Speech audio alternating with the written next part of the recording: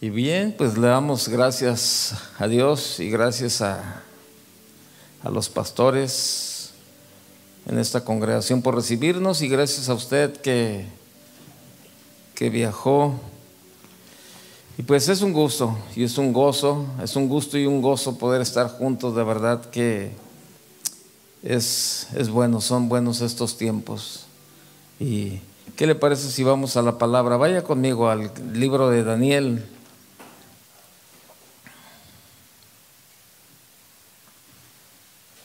Libro de Daniel, en el capítulo 6, ahí déjelo abierto un momento, por favor. Y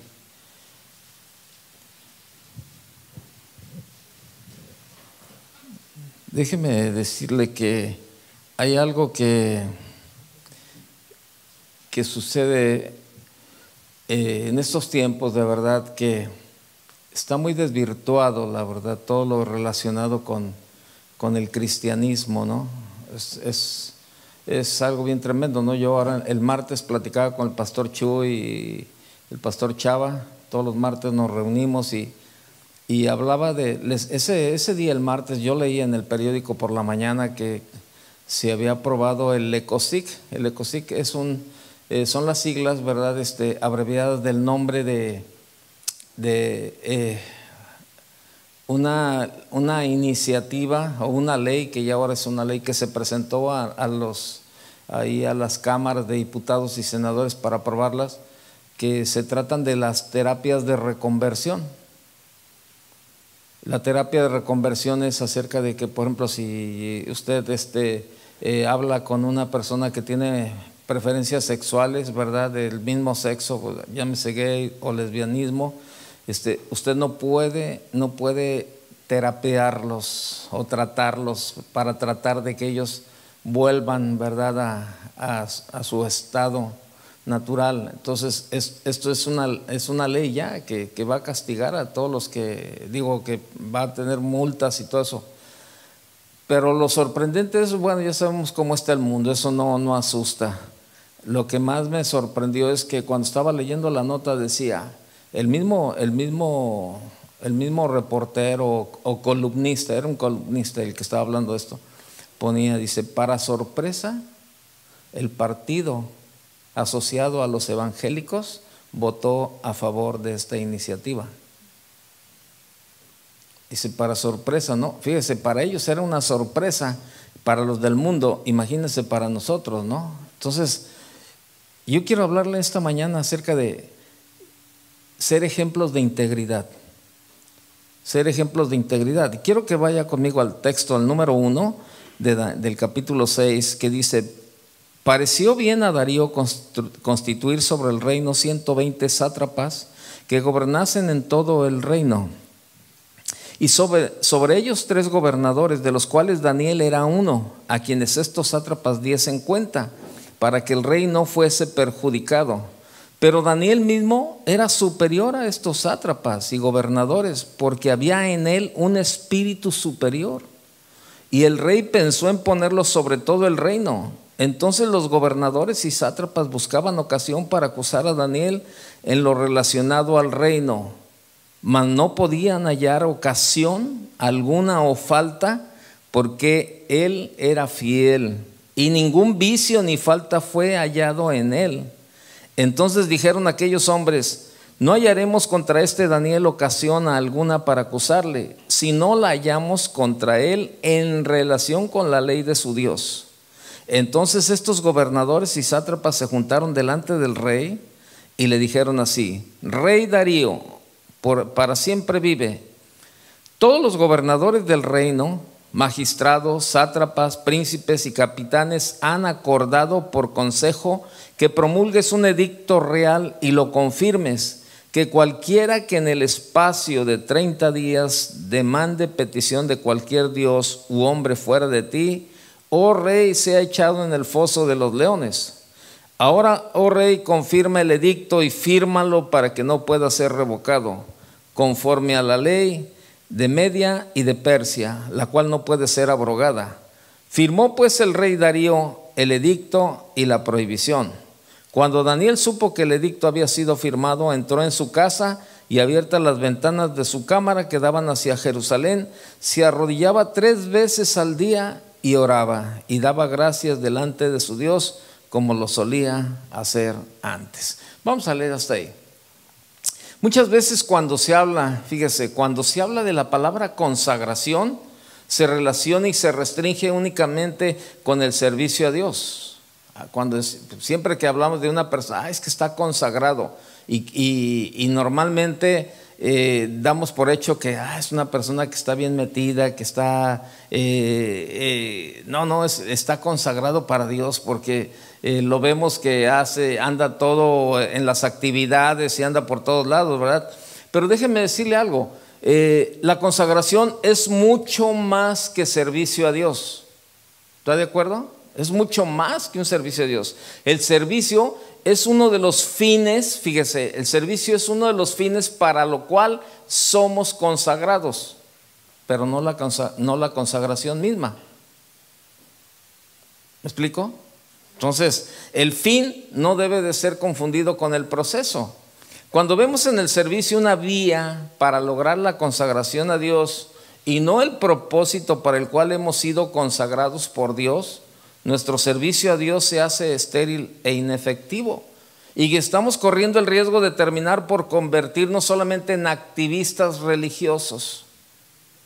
El orden es primero, ¿verdad? Así, el orden es primero mi vida está consagrada a Dios y luego sirvo. Y aquí muchas veces nosotros estamos haciendo todo esto al revés. Me involucro, estoy sirviendo, estoy en actividades y busco consagrarme para Dios. Pero debe ser al revés. Primero nuestra vida debe estar consagrada a Dios para poderle servir. Y es algo que de verdad necesitamos urgentemente en el pueblo cristiano. Gente consagrada para que cuando sirvas, o sea, en tu vida haya una consagración. Ya las personas consagradas a Dios tienen un compromiso delante de Dios por mantenerse en integridad. También manifiestan su consagración manteniéndose en obediencia a Dios. Yo estaba compartiendo el martes, estoy compartiendo la vida de Moisés el martes en el Instituto Bíblico, y hablaba con los estudiantes y les decía que ¿cómo crees? Le hacía yo la pregunta a los estudiantes, ¿cómo crees que viene a tu vida la autoridad espiritual?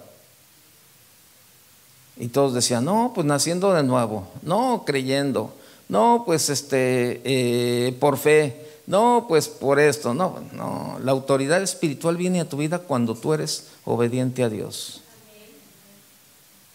Cuando vives en obediencia tienes autoridad espiritual, la verdad.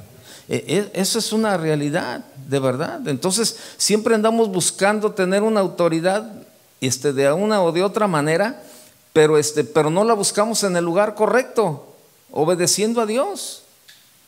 Y eso es lo que nos va a dar autoridad espiritual, cuando nuestra vida está sometida a la obediencia a Dios. Cuando nuestra vida no tiene doble agenda. En Daniel observamos algunas características o algunos indicadores que acompañan a una persona en una consagración, que camina en integridad. ¿Qué vemos en Daniel? Bueno, en Daniel podemos analizar una actitud excelente. La actitud es un estado mental, es una disposición a hacer, una postura que elegimos ante la vida y los demás. La actitud solamente tú la puedes elegir, nadie te la puede elegir. A tener una buena actitud es una elección que hacemos mucho antes de actuar. Tener una buena actitud es una línea de acción con la cual nos comprometemos de antemano. Daniel se había propuesto, había elegido mantenerse en integridad y rectitud delante de los hombres como un medio de honrar a Dios. Yo te pregunto, ¿cuál es tu propuesta como cristiano, como pastor? O sea, ¿qué es lo que te has propuesto?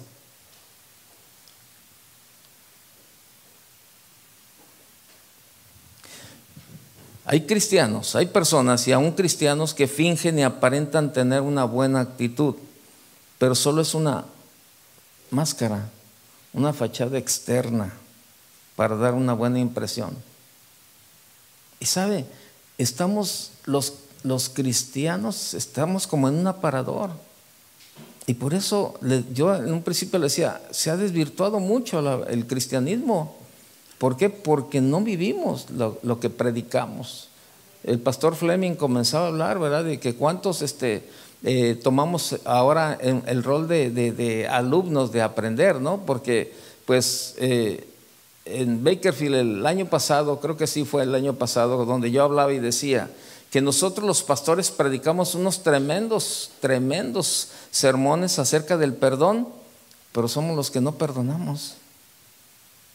Y te bajas y la gente te dice, ay, qué buena palabra, qué buena, y hasta tú te la crees, que es un buen sermón, pero a la hora de la práctica no lo vives. Hablamos de todo esto, de integridad y de obediencia y de todo esto nosotros los pastores, y nos la creemos cuando estamos predicando, pero a la hora de vivirla se nos olvida todavía todo. Y déjeme decirle, y créame, lo que Dios nos permite tener exámenes en la vida, como no tiene una idea. Ayer estábamos ahí y ya era la hora de abordar, pero como íbamos a llegar tarde, entonces nos paramos ahí en el aeropuerto en un Starbucks a comprar ahí un sándwich, ¿verdad? Y estaba ahí y traíamos mascarilla, traíamos el bozal, ya no es la mascarilla, es un bozal, ¿verdad? Y mi esposa y yo estábamos ahí, ¿verdad? Y entonces una señora estaba en la caja y nosotros estábamos como 2 personas atrás de ella.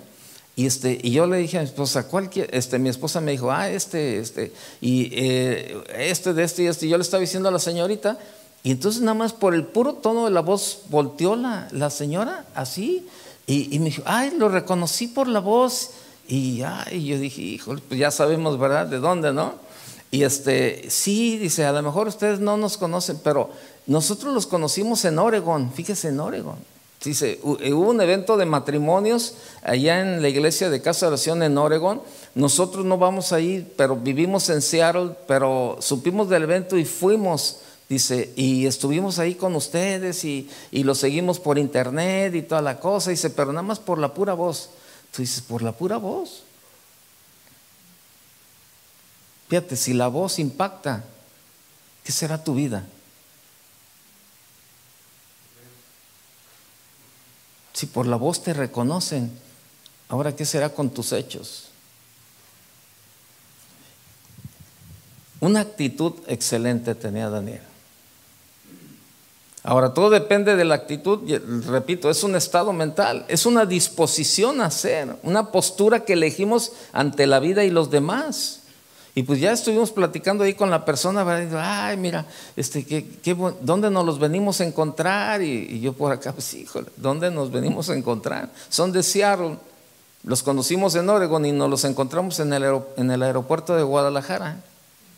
Nada más para que te des cuenta en dónde estamos parados y la importancia del lugar donde Dios nos ha permitido estar. Es un privilegio, pero es una gran responsabilidad. Es un privilegio servirle a Dios, pero es una gran responsabilidad. Y te repito, hay personas y aún cristianos que fingen y aparentan tener una buena actitud, pero solamente es una fachada, una máscara para dar una buena impresión, pero su actitud no es la expresión de un proceso forjado de adentro hacia afuera. La actitud duradera es la que nace de la convicción y el compromiso con unos valores y principios asumidos como propio. En el caso del creyente cristiano, estos valores y principios están contenidos en la palabra de Dios. Son los valores del reino de Dios, de verdad. Es realmente lo que nos es nuestra regla de conducta, es nuestra manera de vivir, es lo que está plasmado en la palabra. Algunos creyentes muestran una actitud piadosa en la iglesia, pero cuando están en otros ambientes, en el trabajo, en la escuela, en la comunidad, su actitud es otra. Esto conforma una condición de religiosidad más que de espiritualidad. Y lamentablemente en estos tiempos hay más religiosidad que espiritualidad. Algunos creyentes viven una religión basada en ritos como dar ofrendas, diezmos o asistir a un servicio, a un culto, ¿verdad? En Daniel había una actitud superior a la de sus colegas, fíjate qué tremendo, y compañeros de trabajo. Sus compañeros de trabajo tenían una actitud negativa, pésima, eran mezquinos, envidiosos. No estoy hablando de pastores, estoy hablando de los compañeros de Daniel. Digo, porque a lo mejor usted, ¿de qué pastores estará hablando? Dice, no, estoy hablando de los compañeros de Daniel. Dice, estoy hablando de Daniel, dice que sus compañeros de trabajo tenían una actitud negativa. Hace unos días andábamos con mi hija, ¿verdad? La soltera, y entramos los tres, nada más mi esposa, ella y yo, fuimos al médico, ¿verdad? Y entonces andábamos los tres y fuimos a comer, y nos empezó a platicar mi hija, ¿verdad? Que una compañera le empezó a platicar y le dijo, algo salió, ¿verdad? De las cosas de Dios. Y entonces le dijo a mi hija, sí, no sé qué, algo así. Y se le quedó viendo y dijo, ¿tú eres cristiana, verdad? Y le dijo mi hija, sí, claro, soy cristiana. Dice, pues con razón. No, con razón, ahora me doy cuenta. Dice, y tu hermana también, ¿verdad? Porque mi hija, la mayor, la casada, fue la que lo metió a trabajar en esa escuela. ¿Tu hermana? Sí, también. Y dice, ¿cómo me gustaría de verdad conocer a tus papás? Y yo digo, fíjese la responsabilidad. Y mi hija le dijo, no, sí, cuando quieras. Dice, me encantaría conocerlas, conocer a tus papás. Dice, porque, dice, por el trabajo que han hecho con ustedes. Y todo eso, en lugar de jactarte, ¿sabes qué? ¿Sí o no? Nos da más responsabilidad. Así que dices, híjole, qué tremendo, ¿no? Y eso sucede también dentro de las congregaciones, fíjate, porque cuando tú conoces a la gente de la congregación, pues ya más o menos te das cuenta de cómo es el pastor. Pues sí, son a los que tú estás discipulando, ¿sí o no? Entonces, si tú ves ahí a todos, por eso nosotros vemos ahí en Guadalajara había una iglesia muy exageradamente muy light para puros jóvenes. Y entonces, pues sí, ahí los eslogan ahí, bienvenido a casa, no importa cómo seas, cómo pienses, qué hagas, bienvenido a casa, decía ese eslogan de la iglesia. Y era un reventón con los chavos, pero tú ves al pastor y pues es un chavo ruco, hasta su manera de vestir, bien chavo ruco, bien light, bien así, y tú dices, bueno, pues sí, es lo mismo, o sea, ve la responsabilidad que tenemos como pastores en una iglesia. Conocen algunos, bueno, por internet han conocido al pastor Rigo Vázquez, ¿no? Que es maestro del instituto y es uno de los pastores de una casa de oración ahí en Guadalajara. Y ya lo conocimos hace muchos años, ya tenemos de conocerlo como 30 años, yo creo fácil. Y me acuerdo que la primera vez que me invitó a compartir a su iglesia, ¿verdad? Terminamos y estábamos ahí. Me dijo, Toño, te voy a decir algo, dice, la verdad, dice, ustedes tienen la misma línea de enseñar. Dice, todos se parecen a su pastor, a Chuy. Dice, todos, dice, menos uno. Le dije, fíjate que él no se formó ahí en la iglesia, él llegó después. Dice, él llegó mucho después, dice, pero todos los demás tienen la misma línea. Y yo digo, pues qué padre, ¿no? Que tengamos, que haya un sello que nos caracterice por una manera de predicar. Y de verdad para mí es un honor que me digan que tengo la línea del pastor Chuy Olivares. Para mí es un honor, de verdad, porque no he tenido otro pastor aquí en la tierra más que él. 40 años pastoreándonos a mi esposa y a mí, y para mí es un honor. Entonces eso es lo que nos caracteriza, es la actitud que tenemos. Es de donde nosotros tenemos que reproducirnos. es algo bien triste que dentro de muchas de las iglesias cristianas no hay una reproducción de los pastores. Los pastores no están trabajando con gente para reproducirse. Y se necesita, la verdad, se necesita. Y todo esto viene por lo que las compañeras le decían a mi hija, ¿verdad? Oye, dice, ahora entendemos muchas cosas, tu comportamiento, tu manera de hablar, tu disciplina. Mi hija entra a las 7 de la mañana, ¿verdad? Y a las 6:30 llega todos los días. Y dicen, ¿pero por qué llegas tan temprano? No, me gusta llegar temprano. Y tú dices, qué tremendo. Es una actitud la que debemos de tener. Y por eso le digo, los compañeros de Daniel le batallaban, eran negativos, eran mezquinos, envidiosos, calumniadores, mentirosos, y estaban llenos de celos. No tenían escrúpulos para fraguar las maldades. En ellos se aplicaba el famoso eslogan de el fin justifica los medios. Pero Daniel por el contrario tenía una actitud superior. Era diligente, responsable, honrado, honesto y fiel en lo que hacía. Por eso cuando intentaron acusarle a aquellos malvados hombres, ¿verdad?, no pudieron encontrar nada en su contra. Eso es lo que dice Daniel ahí, ¿verdad? Entonces los gobernadores y sátrapas buscaban ocasión para acusar a Daniel en lo relacionado al reino, mas no podían hallar ocasión alguna o falta, porque él era fiel y ningún vicio ni falta fue hallado en él. Podríamos preguntarnos, si a nosotros nos hicieran una auditoría como la que le realizaron a Daniel, ¿cuál sería el resultado? ¿Cuál sería el resultado si nos hicieran una auditoría? ¿Nuestros compañeros de trabajo, estudios o vecinos reconocerían esa actitud superior en nosotros? ¿Cuál sería el resultado de esa auditoría? Hace unos días hay un joven que salió de la iglesia, pero él salió, pero de esos jóvenes que se amargan y llegan al punto de que ya ahora es un ateo, y siempre está buscando fastidiar, mandando videos o audios o así a la gente, ¿no?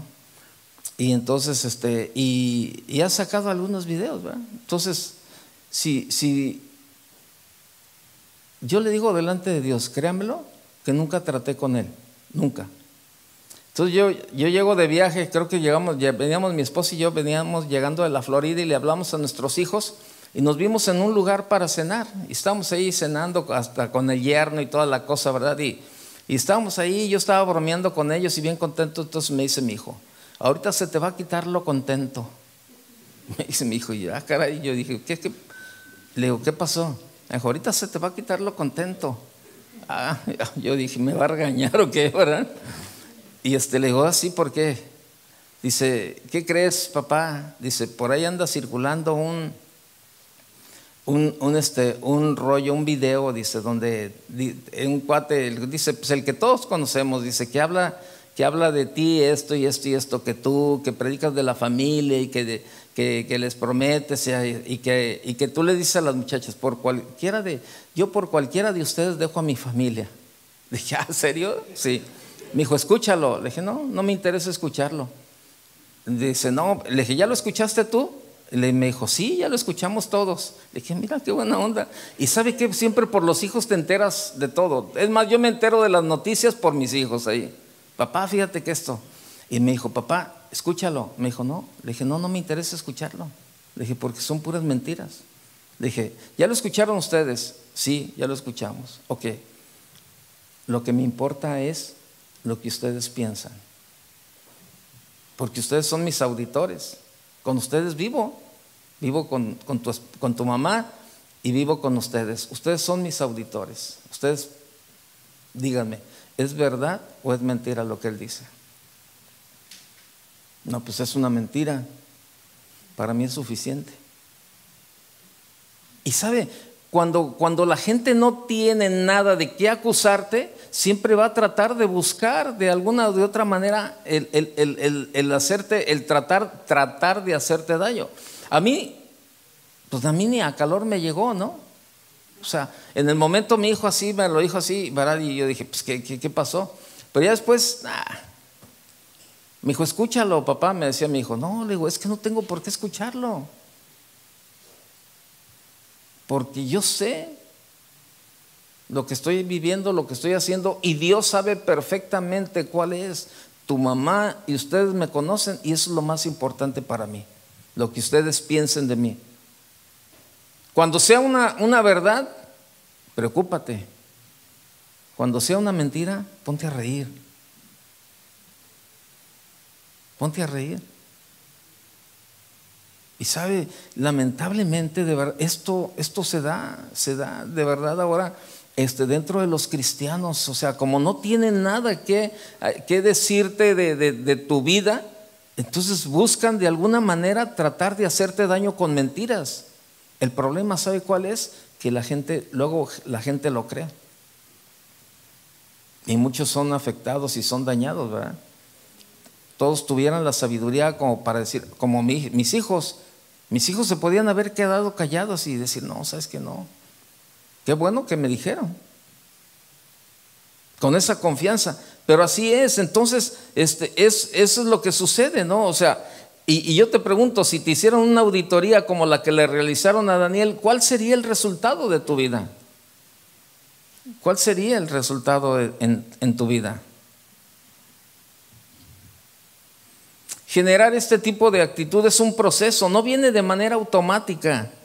Tampoco es una declaración retórica ni un cliché, ¿verdad? O una postura preparada para una ocasión, no. Daniel aprendió a focalizarse en el lado correcto y positivo a través de un enfoque perseverante a lo largo de muchos años. Fue el trabajo de muchos años. Desarrollar una actitud correcta demanda un enfoque intencional y deliberado por estar focalizado en lo virtuoso, lo verdadero, lo justo, hasta que esta forma de ser, estar y pensar se convierta en un hábito.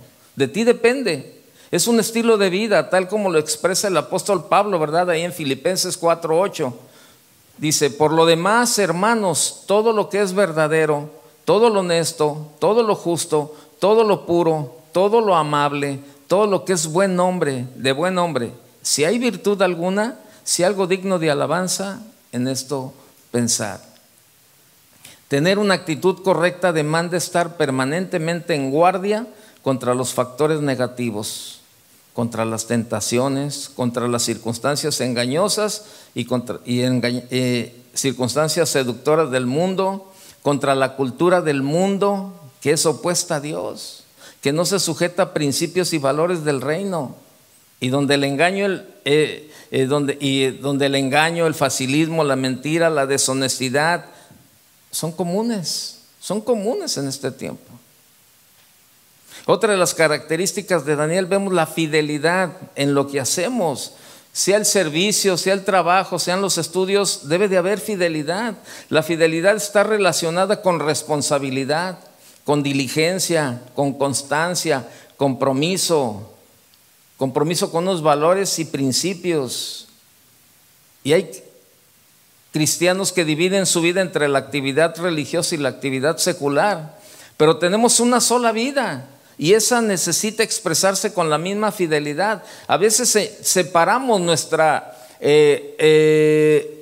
actividad religiosa y nuestra actividad secular, hablando de nuestra manera de vivir, la separamos, pero necesita expresarse con la misma fidelidad, propósito y enfoque a Dios en cualquier ámbito de tu vida. Tú debes de ser fiel, debes de ser honesto, debes de ser íntegro tanto en tu vida espiritual como en tu vida secular. Así es sencillo. Si tú eres disciplinado, ¿verdad? Llegas al trabajo temprano para que no te corran, para que no te rebajen el día, pero a la iglesia llegas tarde. Tiene que haber congruencia con tu vida secular y con tu vida espiritual. Tiene que haber mucha congruencia. hace poco, ¿verdad? Tuve la oportunidad de platicar con un pastor y me dije, él me decía, dice, pastor, ¿se acuerda de una familia? Sí, me acuerdo de ellos. Le dije, es más, por cierto, los vi en otra congregación. Me dijo, sí, se fueron de aquí. Le digo, ¿y por qué se fueron? Dice, fíjese que, pues hubo una cuestión ahí, dice, fueron y me confrontaron. Antes de irse, dice, se fue, terminaron yendo. Le dije, ¿por qué lo confrontaron? Dice, pues porque llegaba tarde a los servicios. Le digo, ¿y? Le digo, ¿tenían razón o no? En parte. Le digo, ¿cuál es la parte? Pues que sí llegaba tarde. Esa era la parte que sí tenían razón, dice que sí. Y la otra parte, dice, bueno, es que no conocían el contexto. Dice, no conocían el contexto del por qué yo llegaba tarde. Dice, era por mi trabajo. Dice, pero yo hablé con ellos, dice, pero aún así, pues ellos decidieron congregarse en otro lugar. Digo, pero realmente su trabajo le impide ser puntual. Bueno, es que mire que se me cruza que tengo que ir por mi hijo a la escuela, yo por ayudarle a mi esposa para que mi esposa no le batalle y todo eso. Digo, pero ¿y su esposa? No, pues ella mientras ella hace otras cosas y me dijo, ¿usted qué me recomienda? Pues que llegue temprano. Pues sí, así de fácil, ¿no? Dije, no, pues haga todo lo que tenga que llegar para que llegue temprano. Digo, pastor, dése cuenta que pues no. Le dije, oiga, una pregunta, ¿a qué hora se entra a trabajar? A las 4:30 de la mañana. Trabaja en un área del aeropuerto. Y le digo, ¿y a qué horas llega? Dice, entre 4:30 y 5. Dice, normalmente entro a las 5, dice, pero trato de llegar a las 4:30. Fíjese, entro a las 5, pero trato de llegar a las 4:30 de la mañana diario, media hora antes de su trabajo. Le dije, ¿y su servicio a qué horas es? No, a las 7 de la tarde. ¿Y a qué horas llega? A las 7:30, media hora después. Tiene que haber congruencia una cosa con otra, ¿sí o no? En todos los sentidos, o sea, debe de haber fidelidad, debe de haber honestidad, debe de disciplina en esa área. O sea, hermano, no estamos sirviendo a cualquier gente, estamos sirviendo a Dios. Y la responsabilidad que traemos atrás con la gente está. Fíjese que ahora la etapa que estamos viviendo como congregación en Guadalajara es muy diferente, todavía más padre, porque pues anteriormente por lo regular llegamos a lo mejor 10, 15 minutos antes de que comenzara la reunión, siempre temprano, ¿no? Pero por ejemplo, ahora yo veo que el pastor mucho antes, 1 hora, 1:30 antes, ¿verdad? Y el grupo de alabanza igual llegan 1 hora antes para afinar, y en otros tiempos llegaban 10 minutos o a veces ya sobre la marcha, ¿verdad? Llegaban corriendo ahí, ¿no? Y pero ahora es un buen tiempo, ¿no? O sea, por ejemplo, los jueves, que la reunión es a las 7, yo por lo regular trato de irme 4:30, 5 de la tarde. Fíjese, si estoy ahí, si me toca compartir mejor, ahí ya estoy en mi oficina, todo tranquilo, dándole una repasada, estudiando y cómodamente. Por ejemplo, el pastor Sergio Dueñas llega los jueves a las 7, a las 7 llega a las 4 de la tarde. Desde las 4 de la tarde, a veces ni se va a comer, ya lleva su ropa y dice, no, es que tengo una consejería a las 12:30, 1, y para ir a comer, y no, mejor por aquí me quedo. Y los domingos igual, ¿no? Entonces, se me hace una etapa muy diferente, pero cada día mejor, y sabe, cada día debemos de hacerlo mejor. Y algunos dicen, no, y algunos ya nos dan de salida, ¿verdad? No, ya van de salida. Pues cada vez de salida estamos haciendo mejor las cosas. Qué padre. Para el legado que estamos dejando. Entonces tiene que haber fidelidad en todo, en lo que hagamos, ¿verdad? Entonces tiene que haber congruencia, de verdad. Entonces tenemos una sola vida, una sola vida, y esa necesita expresarse con la misma fidelidad, propósito y enfoque a Dios en cualquier ámbito de la vida. Muchos usan la palabra fiel solo en relación con la vida espiritual, fíjese. Nada más. Somos fieles en lo espiritual, pero no somos fieles en lo secular o fieles en lo familiar. Estos hombres celosos y envidiosos, ¿verdad?, buscaban una falla en Daniel relacionada con el trabajo, fíjese, no en la iglesia. Sin embargo, al observar el desempeño de Daniel, o sea, yo creo que estos cuates iban y le decían al jefe de empleados: oye, ¿a qué hora llega Daniel a trabajar? Pues a ver, mira, aquí está su tarjeta de chequeo. No, oye, llega diario temprano Daniel. Oye, ¿a qué hora se va? Dice, pues sabes que casi es de los últimos que se va, mano. ¿Y cómo está su trabajo? Todo bien ordenado. Oye, ¿falta? Nunca falta. Oye, ¿y no es de los que hacen como que trabaja porque que hacen como que le pagan? No, el cuate trabaja, man. O sea, yo creo que estos envidiosos, estos mentirosos fueron y le investigaron todo, le sacaron ahí. Yo creo que hasta ahí se metieron a ver su escritorio, ¿verdad? Yo estoy ahí platicando. Vieron ahí que no tenía el altero de papeles tirados por un lado, ¿verdad? Que todo el escritorio manchado de café por todas partes. Fueron y le revisaron todo y no le encontraron nada. Nada.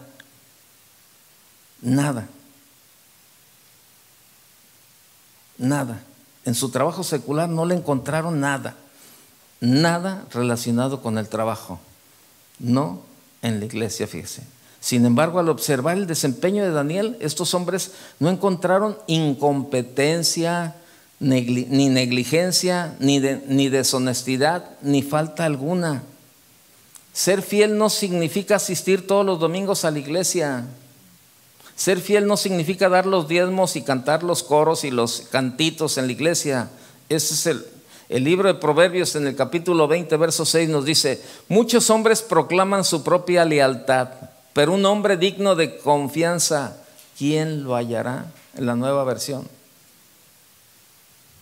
Declara que mucha gente declara su propia bondad y fidelidad, pero gente de confianza hay poca, créamelo. Cuando escucho a algunos empresarios decir, tal vez basados en una mala experiencia, dicen: ¿sabes qué? Yo no le doy trabajo a cristianos. Qué feo es eso. Yo no le doy trabajo a cristianos. Son flojos, son irresponsables, son negligentes. ¿Dónde está el testimonio de estos cristianos? ¿Y sabe dónde? En la iglesia. En la iglesia es difícil medir el testimonio. Si nuestra conducta como cristianos fuera de la iglesia no es diferente a la gente del mundo, ¿en qué nos aprovecha ser cristianos? Deberíamos preguntarnos, fuera de la iglesia, ¿cómo estamos con el asunto de no hacer trampas, no hacer tranzas en la escuela, en el trabajo? De no realizar cosas personales en el tiempo que se supone que deberíamos de estar trabajando. Proverbios 27 dice: el justo anda en su integridad. ¿Cuál es el camino que recorre el justo? El de la integridad. Ser íntegro es ser coherente y completo. El diccionario define la integridad como una firme adhesión a un estricto código moral o ético. Solidez o la cualidad o condición de ser íntegro o no dividido. O sea, la iglesia y tu vida secular, dos formas distintas. Integridad significa ser entero o completo, incorruptible, una rectitud moral y honestidad. ¿Cuál es lo opuesto al hombre íntegro? El hombre ambiguo, voluble, sin convicciones profundas, al cual la Biblia lo define como el hombre de doble ánimo, que es ¿qué? Inconstante en ¿dónde? Todos sus caminos. Se es íntegro cuando nuestra conducta es totalmente consistente con las convicciones que expresamos, hacemos. La integridad es una virtud que llegamos a tener por comprometernos con determinados valores y principios. Y créanmelo, necesitamos levantar esta parte en el cristianismo. Créanmelo. En el verso 4 del capítulo 6 dice que ningún vicio o falta fue hallado en él. A Daniel lo siguieron, lo espiaron, le rebuscaron, lo investigaron, le hicieron auditorías a su vida personal, laboral, estudios, actividad. Yo creo que hasta con los vecinos fueron y le preguntaron: oye, ¿qué tal? ¿Cómo es Daniel? Muy buen vecino, no hay queja con él. Y no hallaron nada que objetar, ningún trapito sucio le encontraron. Fue entonces cuando estos hombres tramaron, ¿verdad?, un vil plan, como lo expresa en el verso 5, dice: entonces estos hombres dijeron: no encontraremos ningún motivo de acusación contra este Daniel, a menos que encontremos algo contra él en relación con la ley de su Dios. Y lo que estos hombres descubrieron era que Daniel era un hombre de Dios. Fíjese que este hombre es tan fiel a Dios que si buscamos algo en lo que él es fiel a su Dios, tal vez podamos usarlo en su contra. Su firme consagración a Dios fue el punto más vulnerable. Daniel era un hombre fiel a Dios y sus enemigos lo sabían. Qué tremendo, ¿no? Que te critiquen por tu fidelidad a Dios. Que la gente diga: hijo, hermano, ¿sabes qué? Se pasa este cuate, man. Y sus enemigos lo sabían. Y es que cuando somos íntegros, o sea, somos coherentes, conscientes, con una línea de pensamiento y acción, nos volvemos predecibles para los demás. Ya los otros saben qué esperar de nosotros. Los enemigos de Daniel sabían que él no abandonaría sus hábitos espirituales, así su vida corriera peligro. Entonces, ¿qué hicieron? Quisieron aprovechar su fidelidad a Dios en su contra, tramando un vil plan. O sea, ellos promovieron: ¿sabes qué, rey? El edicto, ¿te acuerdas aquel edicto? Vamos a sacarlo. Y mira, o sea, tramaron un plan para tratar de hacerlo caer. Ahí lo que leímos, ¿verdad? Fueron y le dijeron: oh, rey, que si alguien no cumple con lo que tú vas a dictaminar, que sea echado al foso de los leones. Así, ¿por qué? Porque sabían que de esa forma solamente lo podían agarrar. Pero sabes, no te preocupes de eso. Cuando tú tienes el respaldo de Dios por tu fidelidad, por tu integridad, por tu obediencia, Dios te va a respaldar. Y esa es una tranquilidad, la verdad. Se pueden levantar los mentirosos, los envidiosos, los calumniadores, ¿verdad? Como no tienen nada que decir de tu persona o de tu vida, pues van a tratar de buscar de qué manera, ¿verdad? Pero ahí es donde entra también, ¿verdad?, el discernimiento de los demás. No encontraron nada. Y le hicieron un plan junto con el rey para hacerlo. Pero como decimos en México, le salió el tiro ¿por dónde? Por la culata, dicen en México. Así es sencillo. ¿Qué hizo Daniel?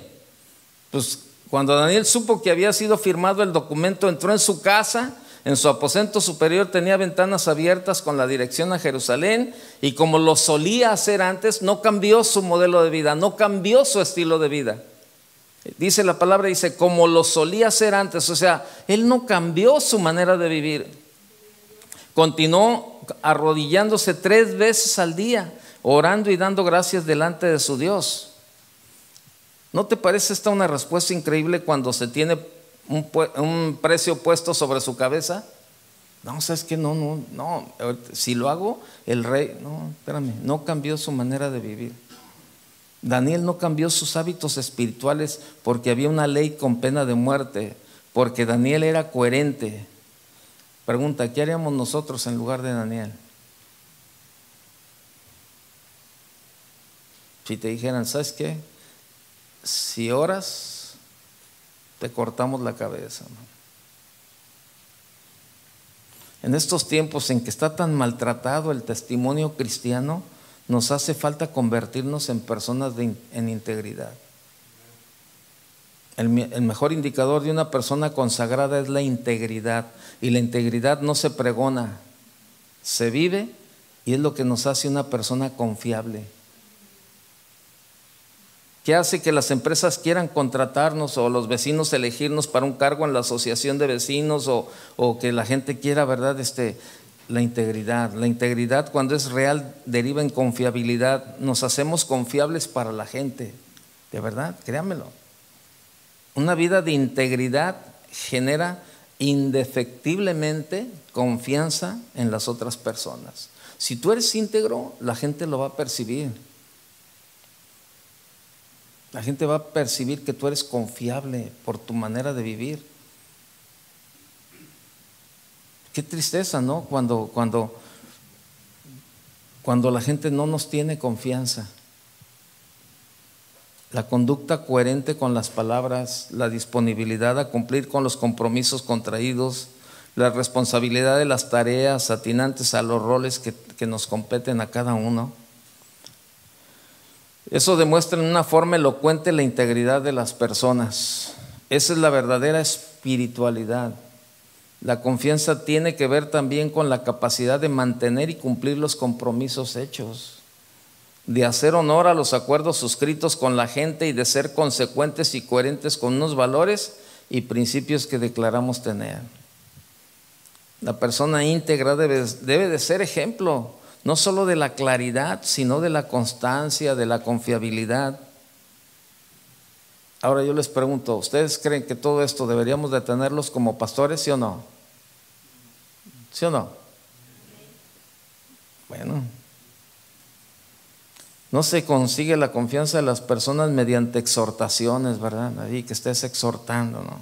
Se logra mediante el ejemplo en hechos y en palabras. Yo recuerdo en el trabajo, ¿verdad? Había un hombre que era el director administrativo. Y yo en ese tiempo entré y era el jefe de crédito. Y entonces Dios me dio gracia con el director general. Y entonces y siempre llegaba el director, ¿verdad? Y me invitaba a comer y luego a veces, déjame hablarle a tu esposa, Toñito, yo le pido permiso para llevarte, para que te vayas a comer conmigo. Y a veces le decía a Leti, me voy a llevar a comer a tu esposo. Y sí, pues era mi jefe, ¿verdad? Y mi esposa le decía, sí, licenciado, está bien. Y siempre me buscaba mucho, ¿verdad? Y entonces y ya llegamos a comer, ¿verdad? Y él le gustaba tomarse su cervecito y todo. Tómate una, Toñito. No, yo le acompaño con una naranjada. A mí la naranja me marea. Imagínense si me tomo un tequila. Y me dijo, tómate una. No, licenciado, yo lo acompaño. Y todos los días andaba en las comidas casi con él. Entonces Dios me dio mucha gracia con él.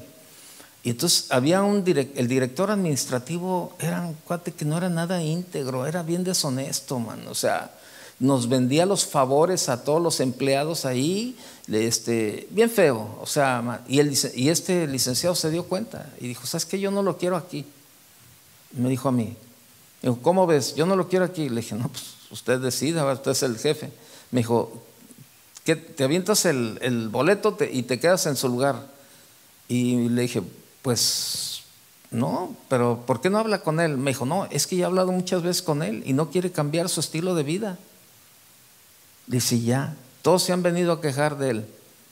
Entonces le digo, no, pues lo que usted decida, ¿verdad? Me dijo, no, yo voy a hablar con él. Y terminó corriéndolo. Entonces me puso a mí en el puesto como director administrativo. Y juntó todo el personal, éramos como 30 gentes los que laboramos ahí. Y yo tenía que encargarme de la plantilla. Y me dijo, miren, de ahora en adelante él va a ser el director administrativo. Yo no les pido que confíen en él. Él se va a ganar su confianza. ¿Y si saben cómo se las va a ganar? Con sus hechos, con su manera de vivir, con su manera de trabajar. Y dice, así es de que pues ahora el reto lo tiene él, de trabajar en unidad y de trabajar como debe de ser. Y sabe, Dios me dio gracia con la gente, me gané de tal la confianza que al rato mi oficina parecía el confesionario. Todo el mundo llegaba y de los trabajadores se sentaban a platicar conmigo y empezaban a platicar sus problemas y yo comenzaba a ministrarles con la palabra. Y salía ahí todo ahí con los Kleenex, ¿verdad? Y un día viene el director y me dice: Toñito, ¿qué onda?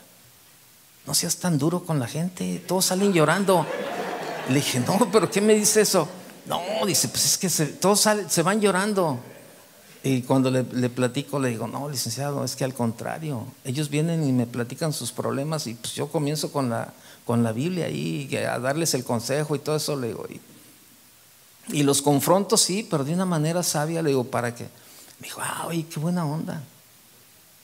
Y sabe, eso comenzó a redituar en un buen ambiente de trabajo y la gente comenzó a trabajar mejor todavía. Creamos un ambiente de integridad, de honestidad, o sea, no había envidia, no había nada, ¿no? Pero de una manera bien bonita. Acuérdese que la autoridad y todas esas cosas son de la cabeza hacia abajo. O sea, no es la gente, no es las ovejas las que deben de ser, digo todos, pero no es de las ovejas hacia arriba, es de nosotros hacia abajo, los que debemos de poner el ejemplo. Somos nosotros los que nos debemos de ganar la confianza con la gente, somos nosotros los que debemos de caminar en integridad primeramente, porque es a los que primeramente ven. Ya déjeme terminar con esto. Entonces, no se consigue la confianza de las personas mediante exhortaciones, gritos o palabras, se logra mediante el ejemplo, en hechos y en palabras.